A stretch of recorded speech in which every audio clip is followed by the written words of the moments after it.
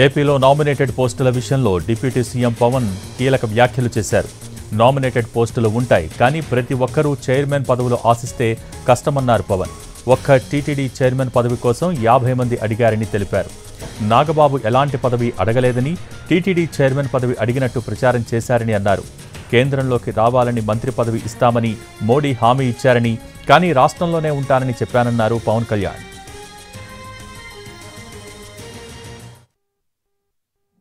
అందరూ నన్ను చైర్మన్ పదవులు తప్ప ఎవరు తక్కువ అడగట్లేదు. దయచేసి అందరూ చైర్మన్లు కూడా లేవు. TTD board member, TTD board chairman, అన్ని చైర్మన్లు అడుగుతా ఉంటే నేను చంద్రబాబు గారి దగ్గర ఎలా తీసుకెళ్ళాలో తెలియట్లేదు.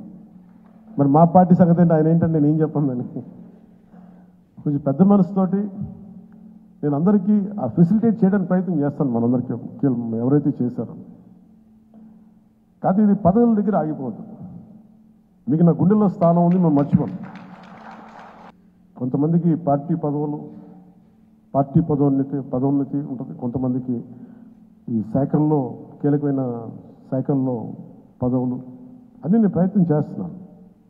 సో నాకు అవకాశం ఇవ్వండి. కొంచెం తప్పులు ఎక్కడన్నా ఉంటే మీరు కోప్పడకుండా హరిప్రసాద్ గారి దృష్టికి తీసుకురండి,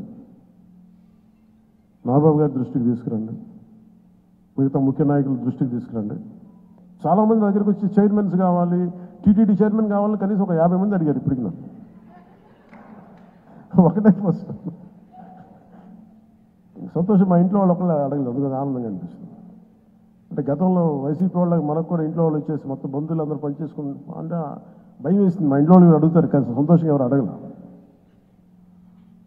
అందుకని నాగబాబు గారి పేరు వచ్చింది, అందుకని అంటున్నాను ఈ మాట. మా నాగబాబు గారికి అలాంటి కోరికలు లేవు.